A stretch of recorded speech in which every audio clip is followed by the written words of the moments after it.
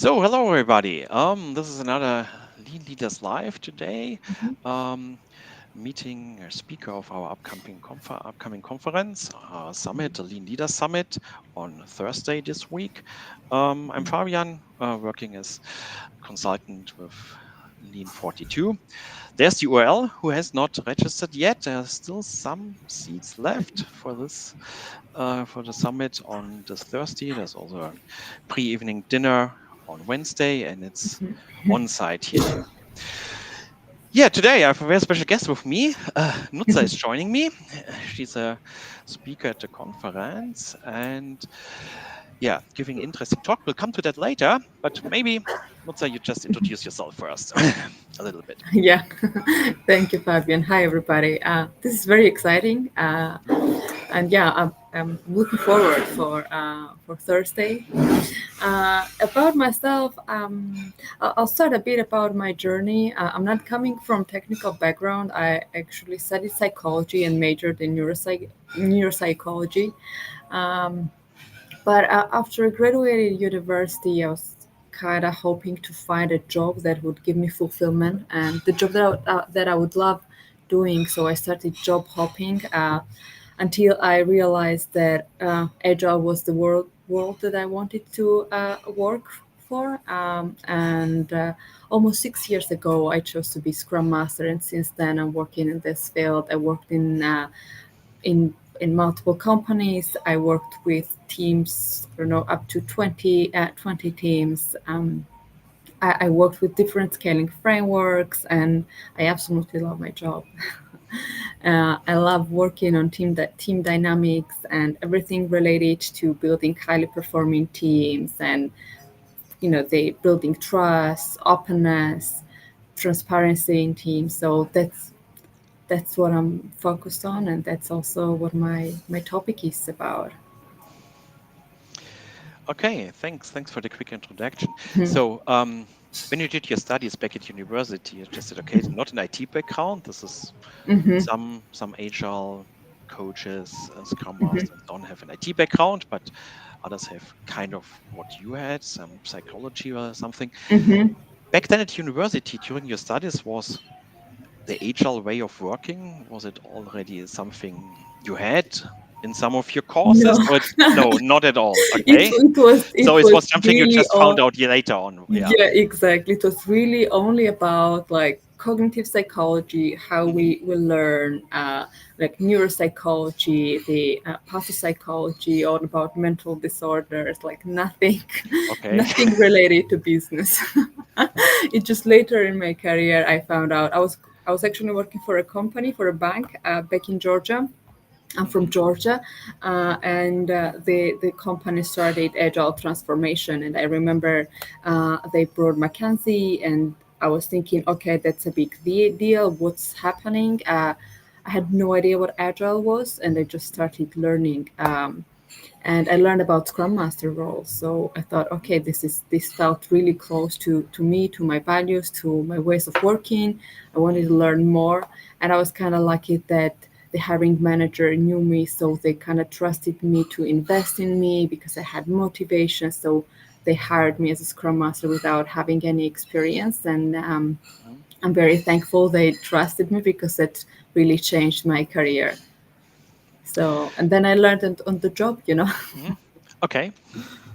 So Yeah. nothing back in the studies, but maybe if you look back now onto your career, did your studies help you a little bit with agile coaching? So is it helpful to learn something about Yeah, I think psychology? Yeah, how absolutely. to Yeah. see how to understand people, how people interact, maybe. Yeah, in Yeah, teams. absolutely. Yeah, absolutely. I think it helps me on a daily basis because, you know, uh, the business is all about people. So it's all about how people collaborate, how people align, how team dynamics changes in teams. So these are all the things that I've been learning at university. So this is where, yeah, it's absolutely beneficial. It was a great help that my studies gave me. Yeah. Yeah. So currently, I think you're working with Sitecore, right? Yes. And you already Mhm. said you had a kind of a history. What is there something which you might say it's during your career which was really very yeah interesting or insightful experience you had with one of your clients or one of your coaching projects? Oh, let me think.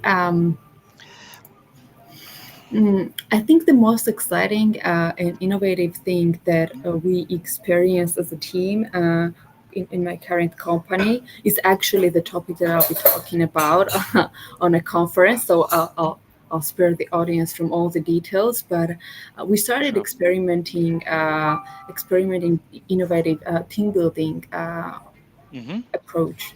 So this was something very new, and we were all very skeptical in the beginning because getting people together and kind of asking them to engage in team building, and there's always this notion that work is all about just doing my job and I'm gonna log out and go home. Hmm. So that we were all skeptical, but we did start running those team building sessions that were very different from what we had experienced before. This was structured team building sessions with specific topics, so the discussions were moderated and so on, and it it brought a huge benefit for us. So, and that's how my conference talk was born. Okay. Um, if we look at the title, it's bringing empathy to Agile teams. Yeah, so it's a case Yes. study, which is always good. Some real world experience. So um, is empathy the same as understanding my peer in the team, or what I is would there say kind of yes. okay? Okay. Yeah, it's all about. Okay, I'll just cut it short, but yeah, it is all about understanding how other people feel and what's Hmm. behind of their behaviors, what causes their behavior.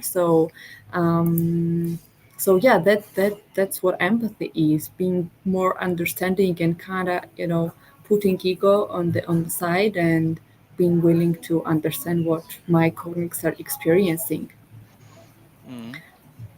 and that's these team building sessions that I mentioned earlier, that's what our sessions were focused on. Hmm. Okay. Yeah, we are all eager to get to know then the details, what works and what the case study is about. Okay, team building. Um, does it only take place upfront when the team starts to work, or is something like the empathy must be stayed, must be upheld? So we need to maybe to rebuild the team or just to keep it alive. Is there what do you will I say? think What is your experience with that? in yeah, I think it doesn't really matter if we want to build teams that are empowered and self-organized, and we want to build team that works as a team, because it's Hmm. not usually the case, right? Sometimes maybe that we don't really care about teamwork. We want to have just individuals working in Hmm. same environment. But if we want to build teams that do work as a team and collaborate and communicate with each other, I think it doesn't really matter if it's the beginning of the creation of the team or it's already existing team and we just want to help them improve.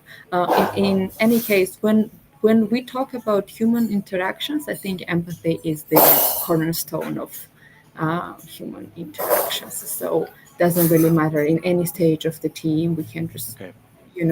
work on that. Hmm.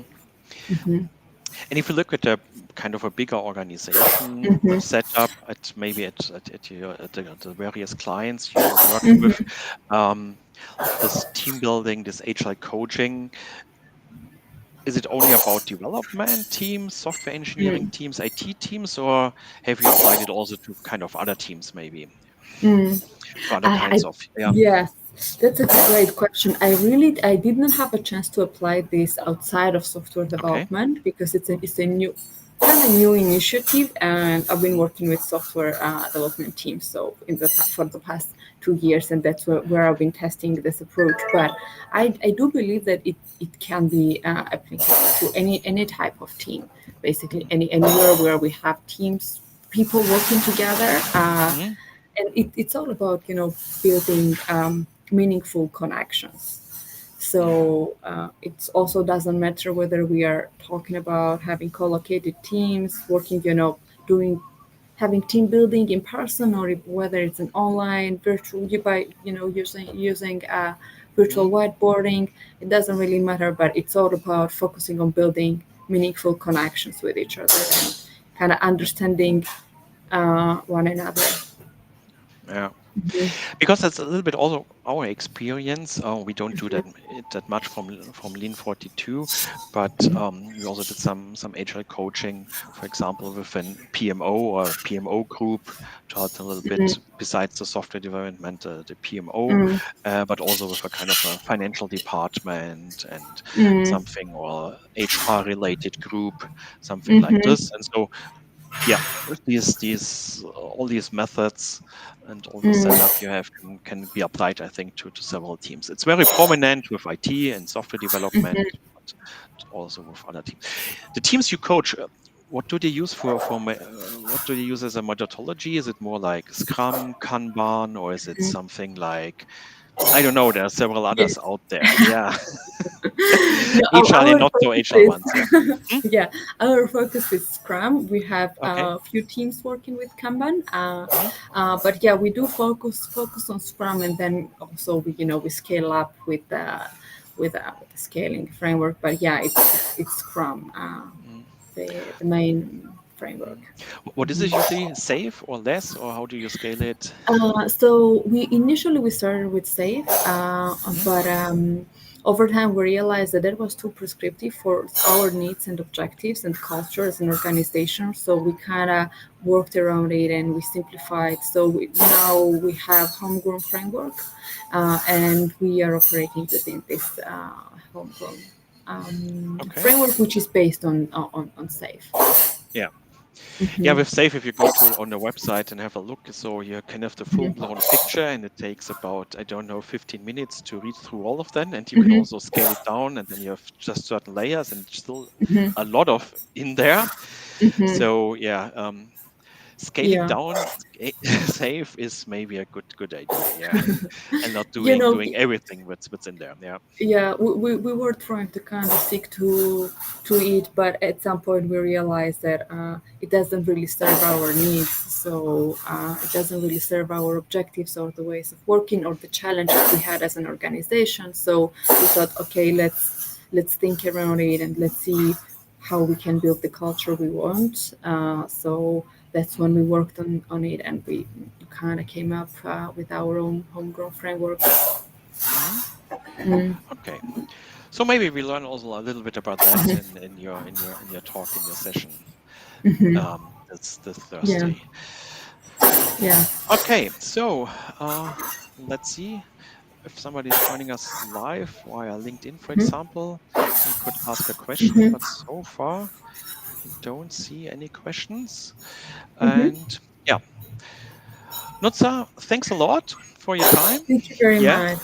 we just talked to you. You said you're already in Munich, so that's great. Yes. Yeah, and then see you on site on Wednesday evening, and then also at Thursday at Yeah. the conference. You're right Hmm. after lunch, I think, in track number 3. Yeah, We are all eager exactly. to get to know your experience and the case study about Thank you HR very team much. effort. Yeah, thanks All right. everybody Bye. for